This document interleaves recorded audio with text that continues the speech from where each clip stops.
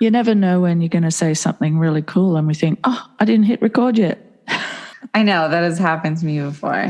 I have to tell you, I don't think I've ever been interviewed before. All right. I have done lots of interviews. Like I have interviewed lots of people, but I don't think I've actually been interviewed. Well, this is a first for me too, Phoebe. You're my first former cult member. G'day and welcome to the Eloquent in the Room podcast. I'm Rose Cooper. How are we all going?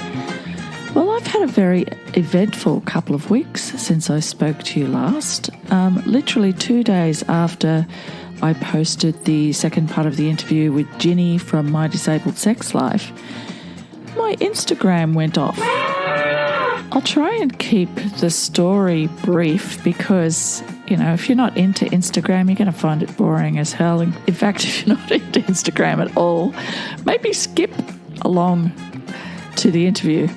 But basically, Evelyn Nam, who is also known as Perspective Feminism on Instagram, posted a reel, as she is wont to do. She posts really cool reels that speak to intersectional feminism, anti-racism, and particularly the language of oppression and patriarchy and how best for us to navigate that, particularly people who need to hear the things that she has to say about anti-racism, toxic masculinity, feminism, and how patriarchy has us all in its spell. She's very even-handed but very concise and at times very blunt. And to some people, they find it a bit abrasive, but her fan base is growing by 10K a week at the moment. And she makes really creative videos using her beautiful, stunning visage as the punchline a lot of the time. She'll be a bit demure to begin with, and then she'll change the mood, change the lighting, put on a bit of makeup and fix her hair, and next thing you know, you're quite mesmerised by this powerful woman. We are many things. We are vulnerability and we are our powerfulness, and sometimes you have to dress that up to get it across in visual mediums like Instagram. I guess these are tropes that we're used to. These are ones that have impact. But at the end of the day, they're all kind of meaningless, really. Why would makeup and fashion make us seem more fierce and powerful? Why can't we just be fierce and powerful and unadorned? And these are the things that went through my head when I contemplated doing a remix of Evelyn's reel, because it immediately struck me as something that I should respond to. She captioned it, you know, I'm a woman. You expect me to be this, this, and this, and this. And then the reveal is, but I'm always going to surprise you. And I thought, well, as an older woman, you also have judgments and prescribed ideas of how I should behave as well. So I signed up for that. That's what I decided to perform it around. And I almost didn't put any makeup on at all. I'm sitting there quite plain and dejected as she is at the beginning of hers. I was nearly just going to have my transformation be nothing except a change in attitude. I wasn't going to put any makeup on or change my clothes or anything like that. But then I realised that's the nature of the way things work. People like to see these impactful transformations. If you're on Instagram, you'll be well familiar with the whole putting your hand over the lens thing between looking one way and then looking a completely different way. So, having said I'm not going to over-explain it, I just explained the absolute shit out of it. Anyway, so I got out my little black dress that I have had since 1989, put on makeup, I'm not really great at it, and had my little transformation and included a little bit of a writhing, self-appreciative dance move just for good measure. And I was hoping it would get a good reaction. I was hoping that Evelyn herself would see it.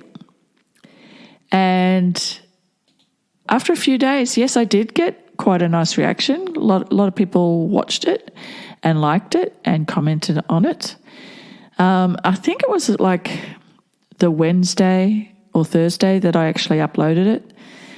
And then 2 weeks ago on Sunday afternoon, I didn't have my phone in my hand for a couple of hours, which is kind of unusual these days, seeing as I've become so focused on being that performative content creator on Insta particularly.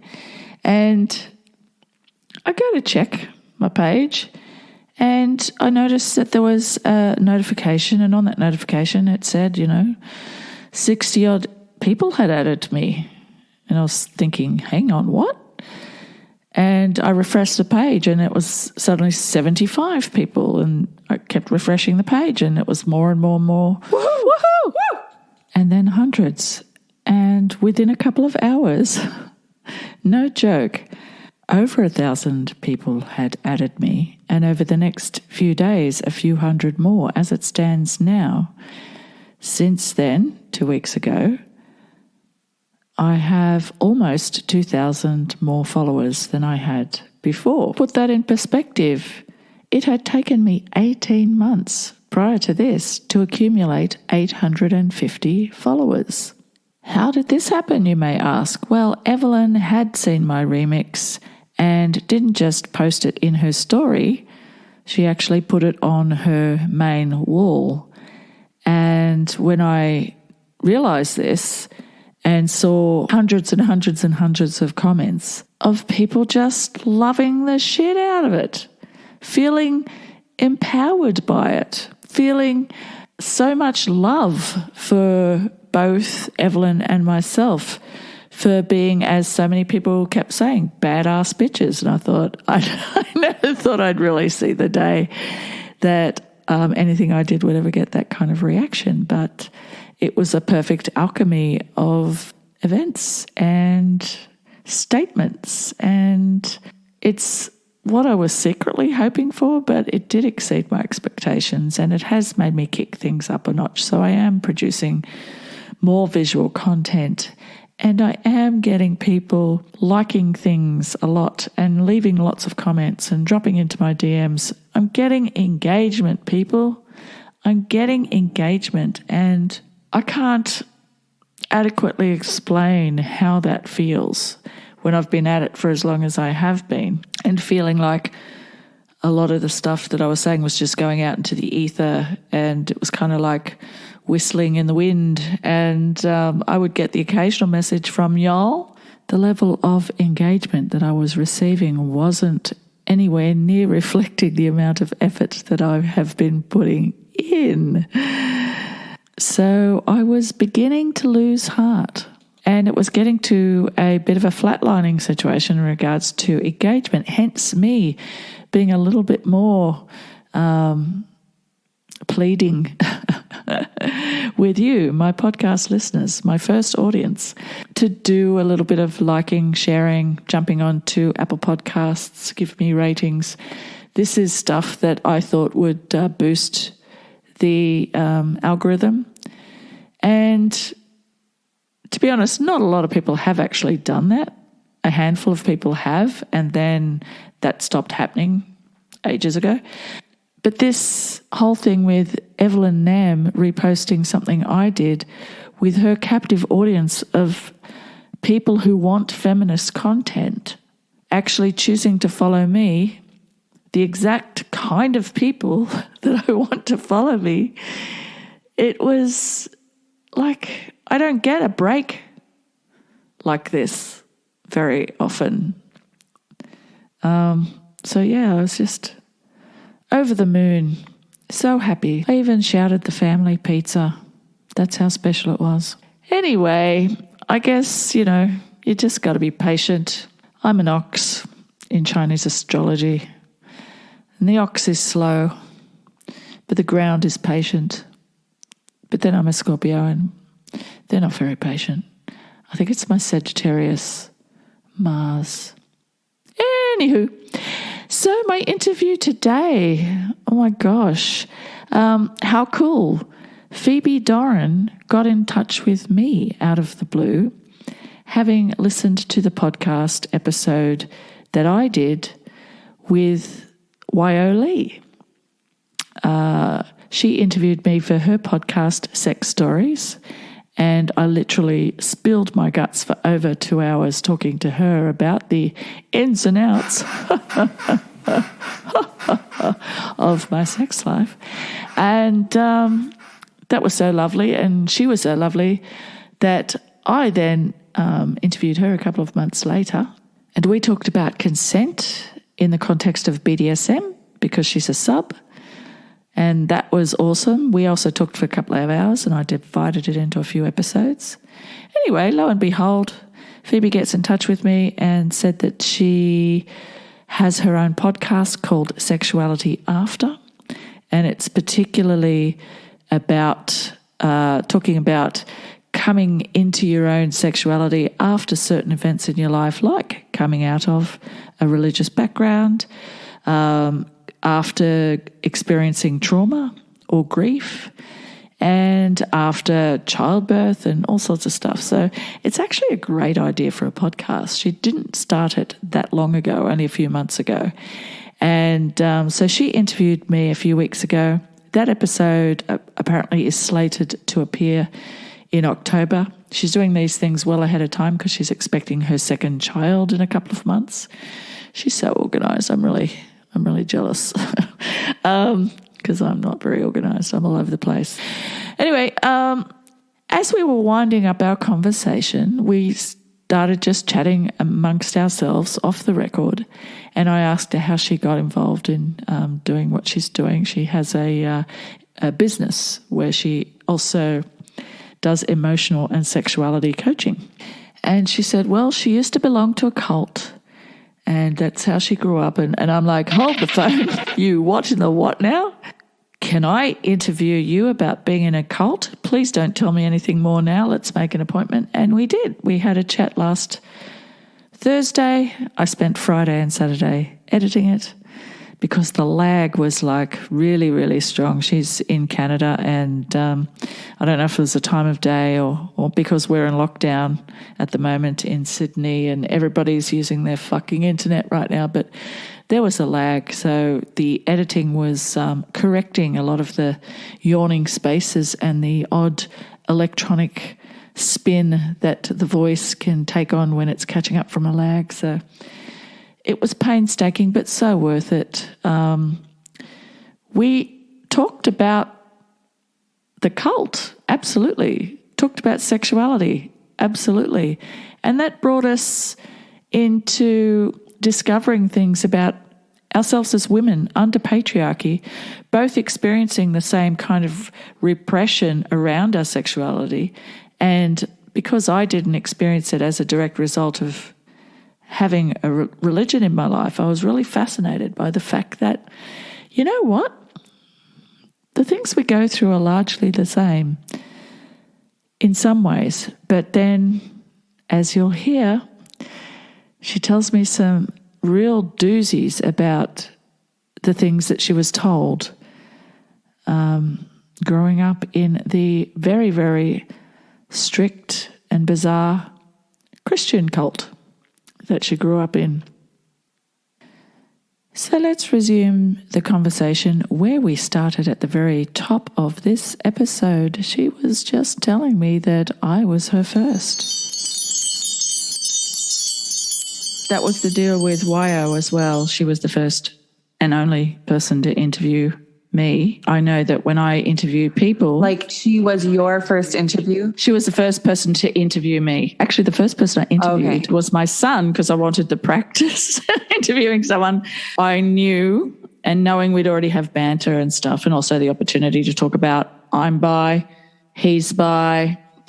I don't think many people have been a fly on the wall of that conversation before, so it felt like an important conversation to have, as well as me graduating from Training Wheels podcaster to I think I really dig this. I want to really do this. But when I was talking to Yo, I find it so much easier to just tell people what they want to know when they're sitting in front of me asking me. But when I'm producing my own podcast, I think, how is this being delivered? Is this being well understood? Should I put a joke in here? Should I add a sound effect here just to keep people's attention? And when you're being interviewed, you know that the person in front of you is giving you their 100% attention, and they want all the details, and they'll tell you when they want you to expand. It's a nice thing because I feel safe in that environment because it's not my podcast. And if it was my podcast, I might be the target of God knows what if I was to rave on in the same way I do when I'm being interviewed, which is like tell everybody everything. Unfiltered, full of detail, you know? Yeah. So Phoebe, do you like Phoebes? Yeah. Cool. Phoebe Dorin, give us a little bit of background as to who you are and how you became a podcaster. I grew up in a Christian or non-Christian cult, and I stayed in it until I was around 28. I left 6 years ago now-ish. And before I did, I went on a huge journey through my spirituality. I read any books I could get my hands on around spirituality, life after death, anything like that. And then when I left the cult, I kind of started my journey into sexuality because I realized that I had been really repressed and I didn't really know myself, and I was divided against myself, sort of. I wasn't very connected to my body because I was taught not to be. And so I really jumped into more of a sexual journey, and it led me to wanting to help other people do the same. So I became a women's sex and emotion coach. And through that journey, I started a podcast called My Messy Lessons because I just wanted to share the things that I was learning in life. And I knew that life was messy, and that was something that I was learning. Oh, yeah. And so it gets less chaotic, stays messy, but it's less chaotic. You learn how to decipher things that are bad lessons and things that are good lessons. Yeah, hopefully. Yeah. And I wanted to just normalize that life was messy. When I became a coach, I decided to start a podcast called Sexuality After, which is what I interviewed you on. I'm really excited for your interview to come out. Yeah. And again, it's just on how our sexuality can be messy too, and how we go through ebbs and flows and how it changes and shifts throughout our life. And again, I just want to normalize that and help people feel less shame and hiding around their own sexuality and sex lives and everything like that. So that's how I started that podcast. That might be a really shortened version of my story. So you're 34 now, does that mean? Yeah. Now, among your peers, like, did you have these sort of conversations growing up, or were you completely in the dark, totally like innocently in the dark while you were still under the influence of the cult? I didn't really question things too much. I had some little things that I noticed that didn't make a lot of sense. Growing up, and I rebelled in some ways, but I didn't have peers that I talked to about any questions or anything really until I left home and found different friends and a different group of people. And then I could start questioning things. But even then, it wasn't for a while after. There's so many stories of people that grew up in the same cult, and they were like, oh yeah, I never really bought into it, and it was so obvious to me. And I was like, oh, why did that happen so long? I know next to nothing about obscure isn't the word I'm looking for, but fringe, fundamental Christian offshoots of your Baptist and Presbyterian and all this. I know that there are like sects that I'm oblivious to because I'm from the complete other end of the coin. I was raised by atheists / agnostics in that they grew up knowing that this was a thing but rebelled not because of any sort of spiritual belief or disbelief, but because their generation was very much caught up in the Catholic and Protestant thing. Is like, none of it makes any sense to me. So he's just like, all religion is bad. So I was just raised, all religion is bad. So any hang-ups that I had about my sexuality were purely and utterly about patriarchy, about things that we as women were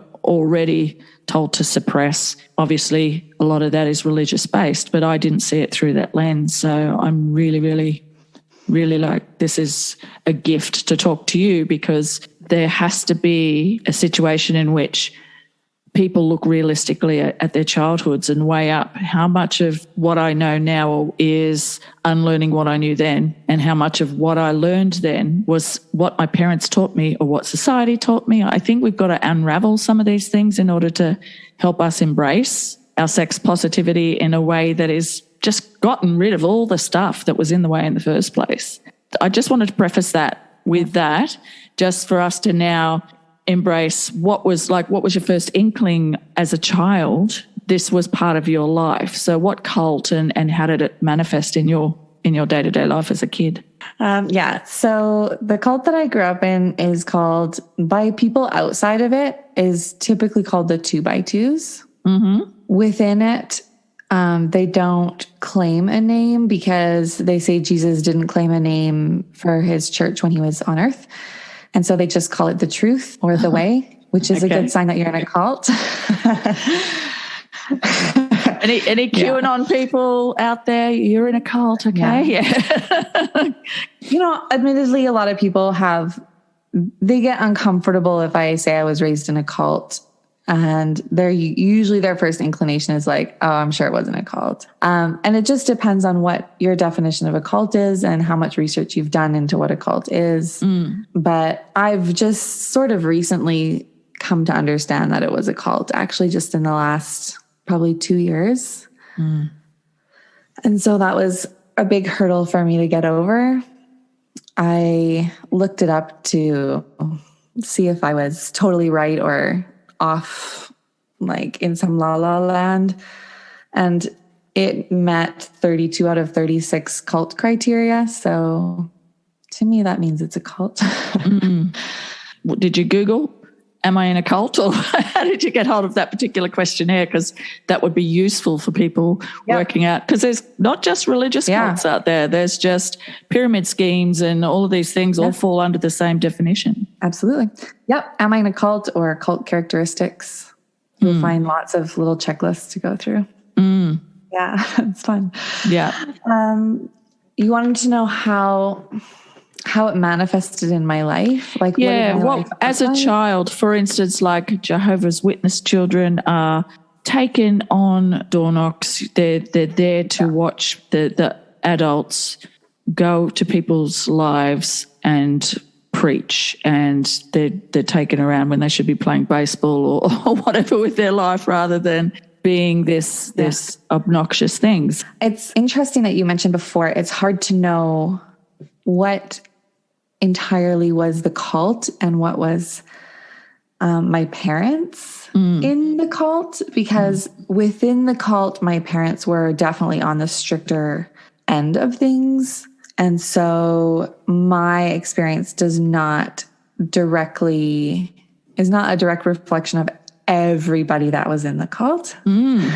But growing up, we had to wear skirts all the time. I wasn't even allowed to have pajama pants. And, our skirts had to be below our knees when we sat down, and we couldn't show our shoulders. And there's just a lot of focus on clothes and what that meant to other people, and what modesty meant, and how if you wear the wrong thing, then somebody could get turned on by you, kind of no matter what age you are. And we spent a lot of time driving to church. We lived kind of in the middle of nowhere. And so we went to church ourselves 2 days a week. And then we usually spent a lot of Sundays driving to another church that would have been like an hour and a half or maybe 3 hours away. And so a lot of our life was consumed with going to church. So where did you grow up? In Williams Lake, BC, Canada. Okay, yeah. Middle of nowhere. And my lullabies were the hymns. My parents didn't really believe in other music. We weren't allowed to listen to music. We didn't have a TV. We weren't allowed to dance. We weren't really allowed to do sports too much, because it might impact how often we could go to church. And it was just very obvious that the church and their belief in God and what that meant came first, and then family came second. Like everything else kind of came after that. So we read the Bible a lot together as a family and talked about what it meant. We didn't go door to door knocking. That wasn't a part of our cult.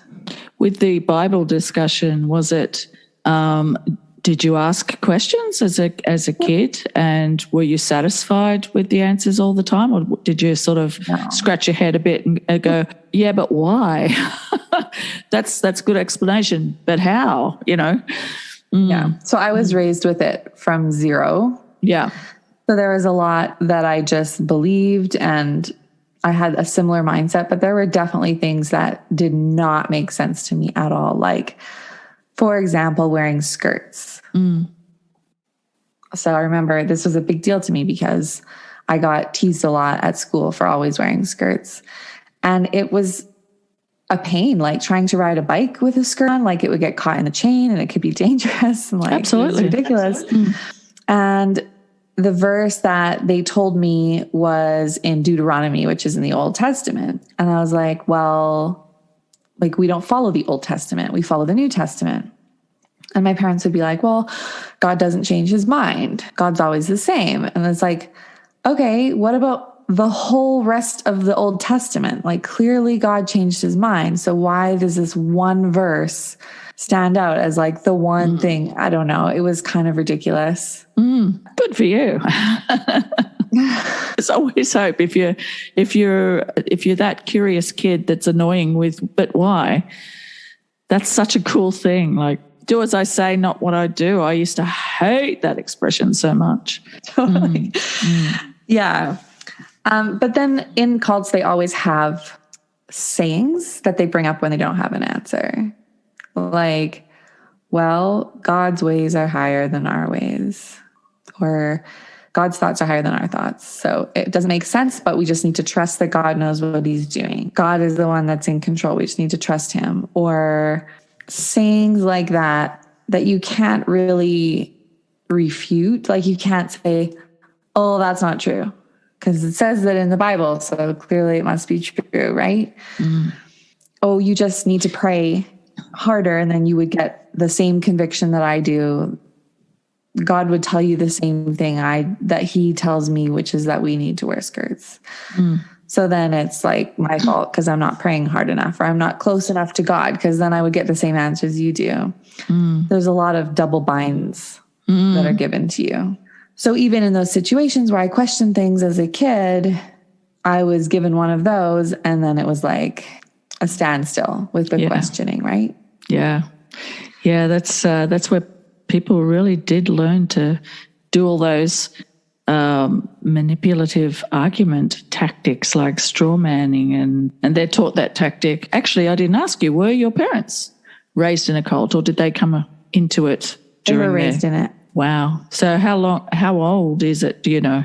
In the early 1900s. Wow. Yeah, that's when it started. Was there a feeling as a young person, because I guess the 2x2 suggests an exclusivity to the religion, that you were to be suspicious and reject other religions, particularly other Christian religions, or whatever? Was that something that was like this sort of Damocles around being part of that religion? Absolutely. Yeah. That's one of the things that is really big about cults, is that they teach that you're the only way. And we were definitely taught that continually. This is the only way to heaven. All the other Christians are like, I don't even know if my parents, I really want to ask them this. I don't know if they would consider themselves Christians, because they wouldn't want to lump themselves in a group with all the other Christians, because the other Christians are misinterpreting the Bible. Of course. And yeah, so they're the only ones that have the correct interpretation of the Bible. And that's God's only way is through the ministers in that sect or cult. And that's it. And it's definitely, everybody else is lost. And if you leave, you're going to be extremely unhappy and live a horrible life without meaning lost in the howling wilderness, basically, of, I don't know, lust and fun and makeup. Wow.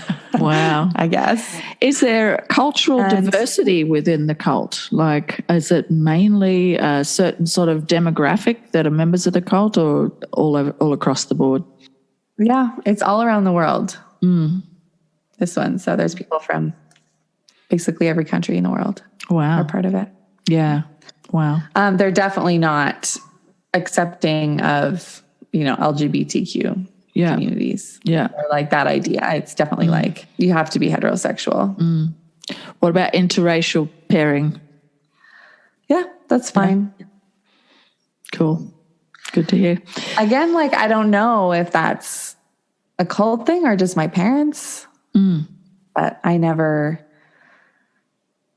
know. My parents raised me in a very accepting way of everybody. I think in large part because, so the ministers in the cult, they go out 2 by 2, which is why they're called the 2 by 2s. So like when Jesus sent his disciples, he sent them in pairs, like 2 together to go preach, not 1, which is the case in a lot of churches is there's 1 minister, but with ours, there was always 2. And they went out on a volunteer basis for like their entire lives, basically.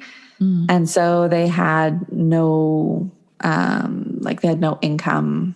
So everything was just given to them by the people of the church. And they would, because they don't have a home, they would stay in our houses. So they would come stay at our house for like a week or a few days or a night here and there. And other ministers from other countries would come visit, and then we would get to have them in our house, and it was very exciting, and we would learn about different countries, and it was people from every different country in the world. So I got a really big worldview growing up and learned a lot about other countries and other people. And I never got any feeling of racism or anything from my parents or the cult in general. It was like... It was like sort of bigoted towards anybody that didn't believe the same as you did. Yeah. But if they believed the same as you did, then it didn't matter where they were from or what the language they spoke or what color their skin was. So with the modesty clause and growing up with having to be like being forced to be aware of your physical body, at what age do you remember? At what age do you remember having that explained to you that your bare skin could have an effect on someone else, and basically that's your fault then? Do you remember around about what age that message was delivered and whether or not you absorbed what that meant? Always. Yeah. I don't remember ever not knowing that. Because it seemed to be when I was a kid, my parents are, I'm from a family of 6. My brother was 20 years older than me. So my parents are basically grandparent age to me. And my mum would say things like, once we started puberty, that's when we should not walk around in underwear, or that's when we should cover up in case our father saw us. So there was this weird under the rug kind of sweeping of the fact that former generations grew up with a lot of incest and child abuse and pedophilia, and it was excused by them not having any control over their impulses or whatever. And so this mantle of responsibility was given to children. Cover yourself up because something will happen to you. So that's the message I got. Didn't decode it till a fair few years later, because it feels like that message has been delivered to young people for a very long time to justify the sins of other people. It's interesting I'm using that word. Why? But and apportion blame to the innocent to enable these people, these authority figures, priests and whatnot, to prey upon young people. So now that you've told me that you had people visiting, is there a history of people being accused of or having to fight reports or allegations of wrongdoing within your church in regards to your ministers? It seems like an obvious question, but, needs to be asked. Well, yeah, there's definitely been history of child abuse or child molestation from the ministers. And it was just covered up usually. They were just sent somewhere else and they need to pray harder and we need to pray for them and poor people, I just heard, I don't know if this is true, but I'm pretty sure it is, that there are 3 ministers right now that are being charged with child sexual molestation in the court system, which makes me really happy. I hope that that's a change that's happening within that group and that continues to be a norm. That if that happens, they take it to the police and they're not counseled not to. Do you remember when you first heard of this happening within the church? Yeah, just a few years ago. Yeah. Actually. We had a lot of ministers in our home and I didn't have to deal with that. I'm not sure how I escaped that, but I did. So I'm really glad of that. So how was puberty for you with all of this going on around you? Were you taught about menstruation properly and stuff? Yes, I was actually. They told me what to expect and they helped me out the first time I had it and taught me how to put a pad on and how to put a tampon in and all this kind of stuff. And my mom and my sister took me out for ice cream to celebrate and it was really fun. So you're celebrating being a woman and all this sort of stuff. It's kind of like that when I was a kid too. Yeah, my mum was, now you can have babies, but don't have sex. Yeah, exactly. The dual message, you lucky thing. Now be careful. Totally. Puberty was hard in being comfortable in my body, which I think is true for basically everybody that goes through puberty. But there was definitely always that underlying huge focus on what you wear. It was all consuming.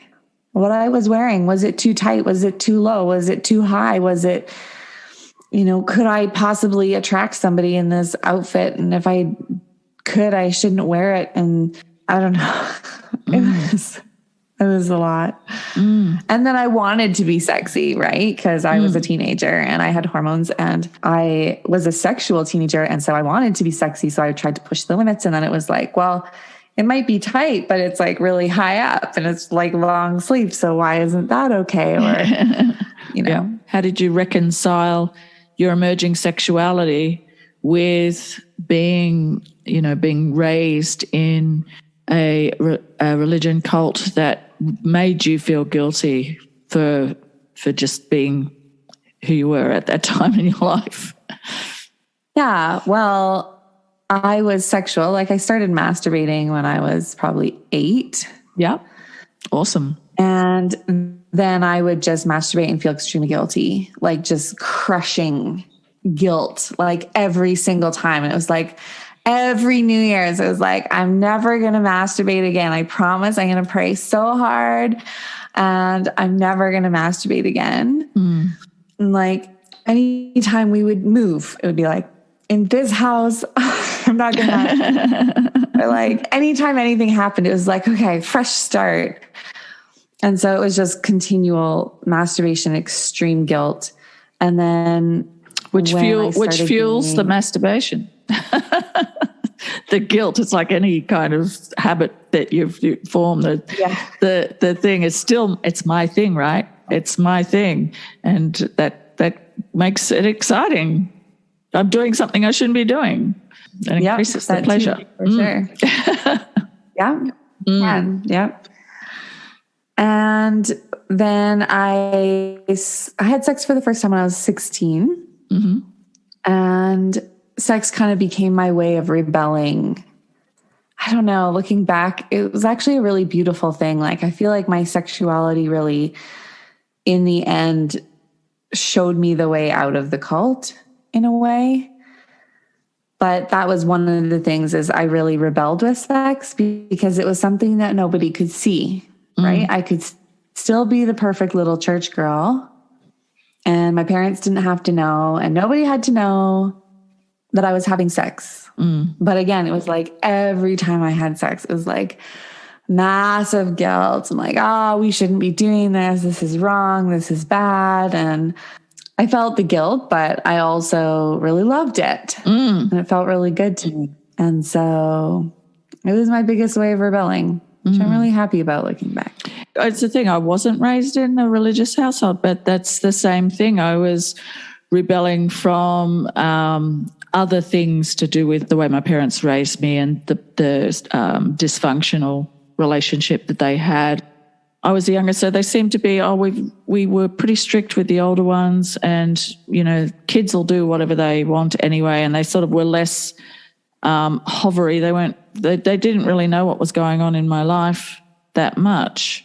And I guess because of their lack of interest, I was more inclined to go and seek experiences and to learn about my sexuality and explore my sexuality, because it was replacing any sense of anyone really caring about me. I don't think, as a young person, I had the wherewithal to realize that my sexual discovery was actually an act of female emancipation at the time and sex positivity at the time. Retrospectively, I can analyze it that way, but at the time I was like, I want people to like me, and sex seems to be what my mother keeps telling me keeps my dad interested in her. So these are the conclusions I came to, is that sexuality was how I got people to love me. We have sex for a large list of reasons. We do. It's a great way to get our wounds fulfilled for a short amount of time. And like I remember, I think the biggest wound that I fulfilled with sex is to be desirable. Like I really wanted to be wanted and to be desired. Yeah.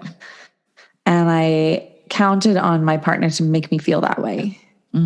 Like I didn't feel that way on my own for whatever reason. And so it was like, if you don't want to have sex with me all the time, then something's wrong with me. And it was just this compounding issue that I had with sex, and a lot of other issues were like brought into it, and it just became very messy. But under it all was just loving sex and sexuality and the feeling of aliveness that it brings, and the creativity and the joy that it can bring into your life. So, and the connection to something unnameable. There's some sort of something going on at the point of orgasm where you completely and utterly are in another space, and your brain is not taking much of anything else in except for the pleasure state that you're in for the duration of it. So it's a transcendental kind of experience. And that's the perfect word for it. Yeah. So I dabbled in some drugs when I was younger, but they tended to have an exaggerated effect on me. I seem to have these receptors in my brain for smoking pot. It was just too much for me, all this sort of stuff. So I dabbled here and there, but the hit of adrenaline, or the hit of feeling or euphoria or whatever of sex, when it's at its height and your body is at its most alive, it's a great experience. But having said that, there are many, many experiences in our lives as human beings that are euphoric in a similar sort of way. But we're always taught to temper everything about ecstatic moments and ideas and fun, and, because I'm a very noisy person in bed, and particularly around orgasm and stuff, I'm very, very noisy. And I always thought, well, gee, when you laugh and something's really funny, you laugh pretty loud, and the laughter in and of itself is one of the most pleasurable feelings you can have. And people on roller coasters, they're really, really scared but exhilarated and scream at the same time. So yeah, I kind of joined the dots in my own mind, but it wasn't until like years later when I did my podcast that I actually learned about this whole brain network of the vagus nerve and everything that does actually connect all these similar exhilarated and frightened feelings into that one thing. But mental illness and the stigma of mental illness has had women especially moderating their behavior. Yeah. And the sounds that they make in public, whatever those sounds may be, whether it's shrieking or laughing or whatever, we got to be quiet and demure, or people will think that we're crazy. Yeah. I think about that a lot with grief. Yeah. Oh, yeah.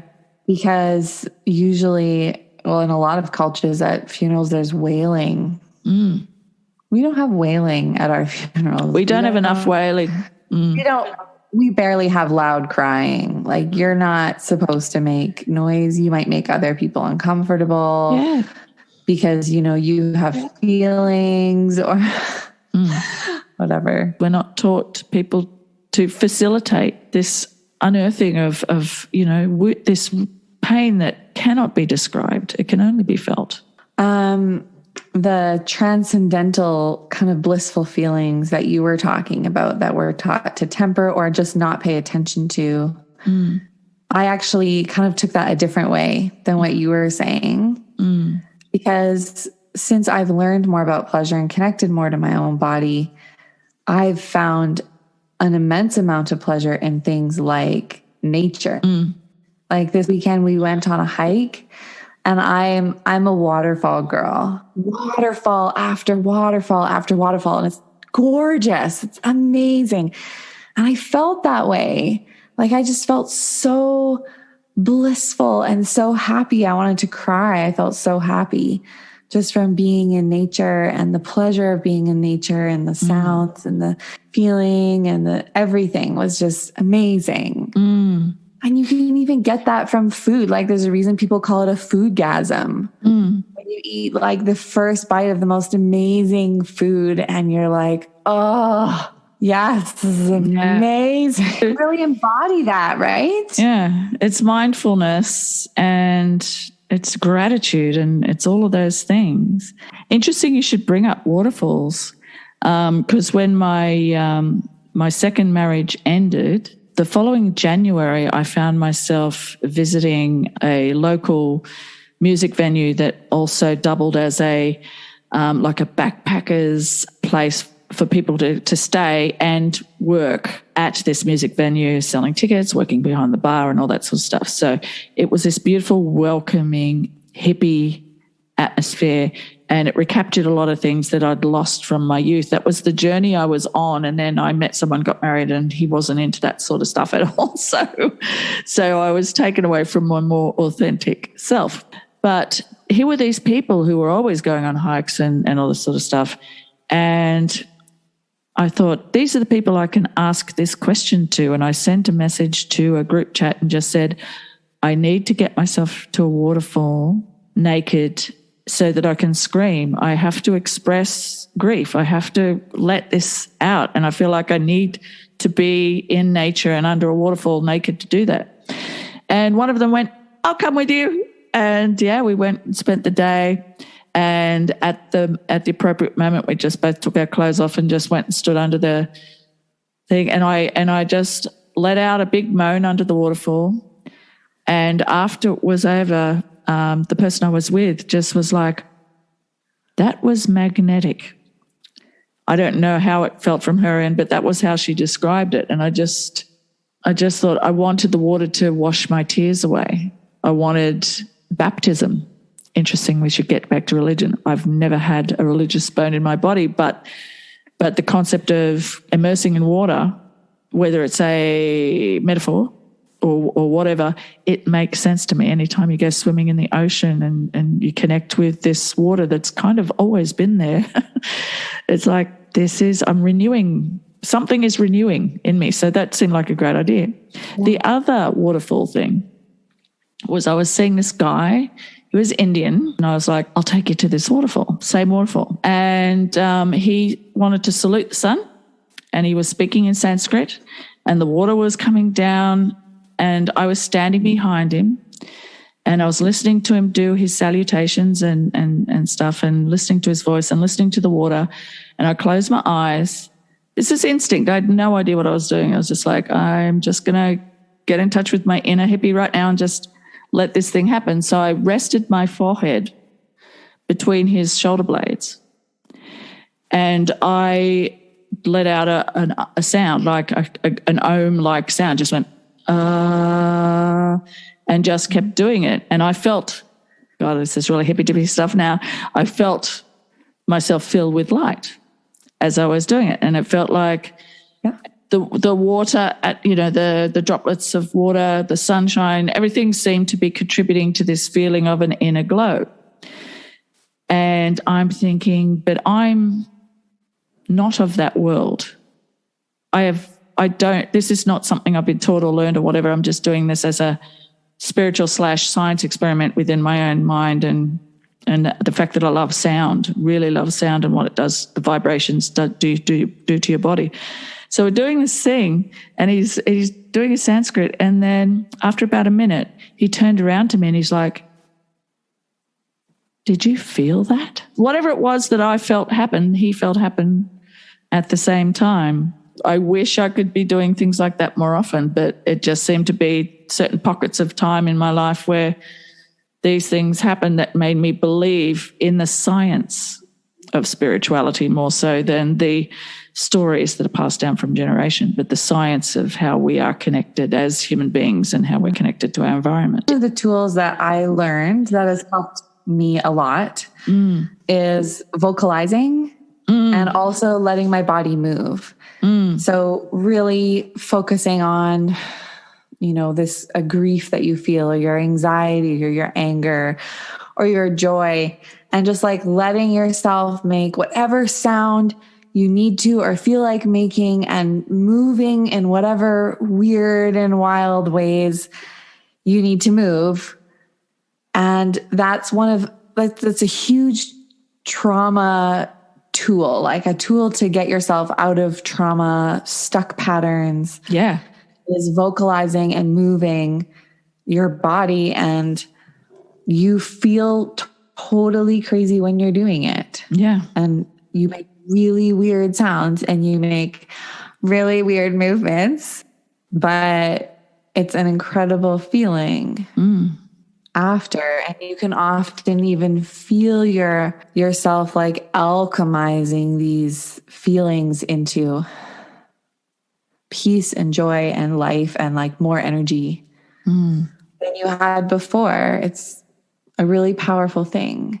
And I definitely am with you. I wish that it was more accepted in our culture. Yeah. Well, what you've just described to me is how I would encourage people who had any difficulty reaching orgasm to use those exact tools.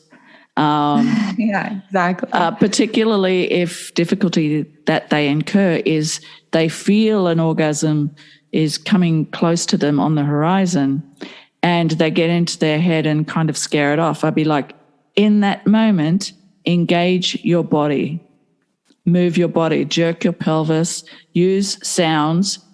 The orgasm's there. It's floating around in the atmosphere.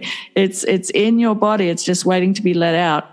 And sometimes you have to let go of control and let it happen. It's a thing that happens to your body rather than a thing that someone else is making happen to your body or that you're making happen to your body. It's a thing that's going to happen one way or another if you just go nuts, just literally go nuts. I learned that from, I suppose, good sex that made me go crazy anyway, but also through childbirth as well, because you can't help but make weird sounds and you feel like the louder you are when you're in pain, going ow, like everybody says ow when they stub their toe. Everyone makes a noise and kids cry.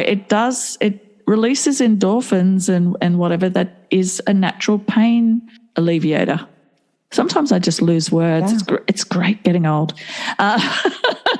But I don't think that has to do with getting old, because I lose words too. But maybe it happens more when you get older. I just run out of adjectives sometimes because I like them so much. Yeah, we're told to suppress everything about ourselves as children, and everything that we're told is totally counterintuitive to being human. Now, that arrived to me because, like yourself, I really, really like sex. And with you, it arrived to you counterintuitive to very, very strict teachings that you were told, particularly. It's more than being called a name like a slut when I was a young person, like whatever, slut, who cares? But you're being threatened with what, hell? Were you being threatened? Yeah. Absolutely. Yeah. Yes. And how was that? How did you process that as a kid? Like, you mean with being a sexual being? Or just doing anything wrong or being loud, as you were saying. Children are seen and not heard in most cases. I wouldn't say that I felt threatened with hell for not being quiet, unless it was during church. But even then I didn't feel like it was hell that awaited me for that. But just being myself, basically I was taught that any part of who I was dirt, like worthless. And the only thing that was worth anything was, like, the more that I became like Jesus, somebody else other than me, that was worth something. But anything in my nature was to be denied and chucked aside and repressed and suppressed and seen as like filth, basically. Like, it's your human, right? Like, who wants to be human?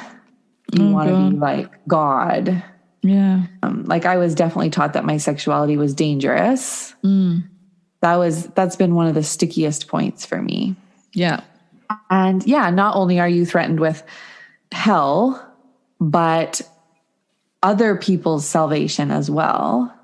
Because if you leave and then somebody else leaves because you left, or if you do something that makes somebody else sin, then you could cost them their salvation. So it's not only your salvation and you going to hell, but it's somebody else, because you always have an influence on other people.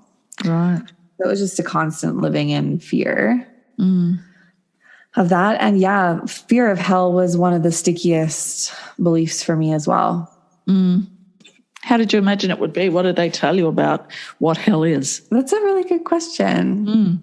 I just knew that I didn't want to go there. So I was going to ask you about heaven too, if you had an idea of what that was going to be like as well.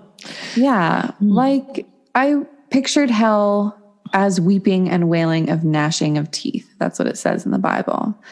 So basically, regret and everlasting sadness and anger and regret. I feel like regret is the biggest thing. Like, just living in constant regret for what you didn't do on earth, and being far away from God and anything that's good. Like, just horrible. And then heaven, it says that you spend heaven singing God's praises. So that's what I imagined. And then wow, that when sounds I really like a party. about it as an adult, I was like, well, that kind of sounds like hell too. So I don't know. Like, I've been doing that. What people think of it. I've been doing that. It's going to be the same as this. What people think of it, like explain to me a heaven that sounds interesting. That sounds like somewhere I want to go. Because people often think of heaven as being, there's no sadness, there's no grief, there's no problems, there's no troubles, there's no anything, it's just like an eternity of holiday with perfect weather every day and it just sounds horrible. Like it might be nice for a week.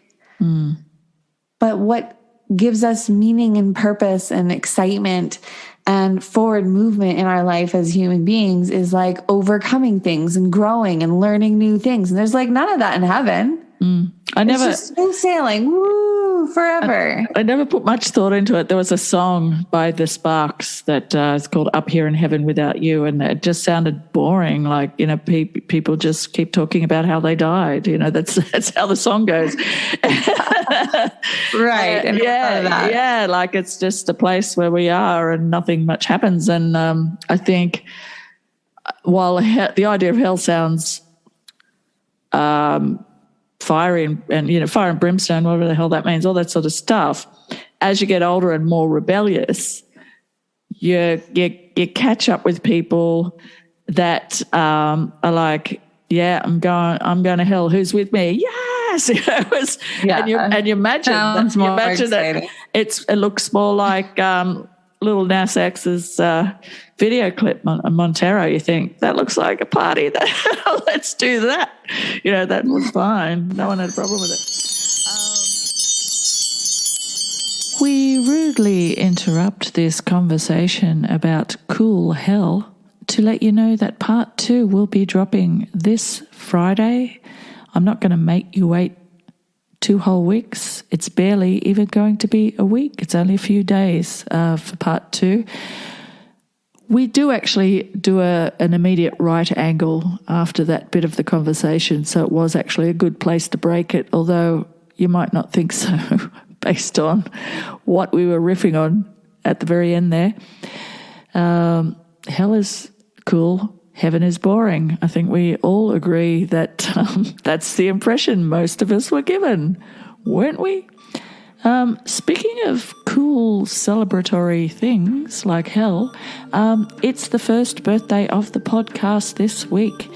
Even though I did drop episode 1 a few weeks before the official launch, I actually took my time for a reason.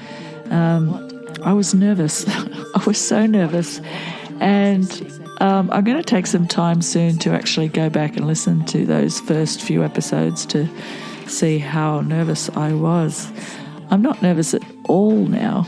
I just ramble on and I'm not as afraid as I was to just sit down and have a chat with you all without meticulously writing every word down that I was going to say. So yeah, this is an interesting part of the podcast history because we're kind of coming full circle. We started out talking about sexuality and orgasm at the very beginning, and I know I did mention previously that I was going to speak to the author of Becoming Clitorate. We had to postpone that, and then Phoebe arrived in the meantime, so I thought, let's just do Phoebe first. I'm talking to Laurie at the end of this week, and I will put that out in a few weeks' time. So we will be talking more specifically about sexuality and orgasm and repression and empowerment and all that sort of stuff. It's going to be picking up where we left off with 2020 and Orgasmic Oddity. I did say I would get around to it, but it's been a great journey this past 12 months exploring sexuality, unearthing old articles that still hold up after 20 odd years, and also talking about transgender, bisexuality, consent, with the wheel of consent for kids. We've covered a lot of ground, and now we are coming back to sex ahead of talking about love, romance, mental health. That's the areas that I'm really interested in. So it's an eclectic collection of podcasts till now, but I insist on tying them all together with a gossamer thread to give me some sort of sense of the ground we haven't covered yet, or the ground we haven't covered thoroughly enough yet. But the elephant in the room is just about talking about things that we don't talk about but should. And on Instagram, I'm being more visual with that metaphor. So if you're not already following me on Instagram, please do. And if you are from Instagram and you're new to the podcast, please go back and listen to previous episodes. And to everybody, please share, please like, please rate, please do the things that will help me grow this community. We've built up some momentum now, so I really want to capitalize on that. I'm not getting paid for this. I would like to make this my job. I work at it like it is my job. But it would be so nice to get a Patreon up and running and create a more intimate community with the people who like to listen and with the people who like to follow me on Instagram, and create connections between me and you, and between you and each other, and keep pointing at the proverbial elephant in the room and keep talking about the things we want to talk about. I want feedback from you so that we can talk about the things that you want to talk about, but you're uncomfortable bringing it up. Don't be. Send me a message and I'll feel uncomfortable for all of us and do this podcast. And all the other stuff, including the EP I'm working on for release in November to coincide with my 60th birthday. I know what the EP is going to be called. I'm not going to reveal that just yet. But yeah, all the projects are all under the Eloquent in the Room umbrella. Where to from here? Who knows? Let's find out together. Give yourselves a great big hug for me, and I'll speak to you soon. Sooner than you think, actually. Me and Phoebes will be returning to talk more about growing up in a cult.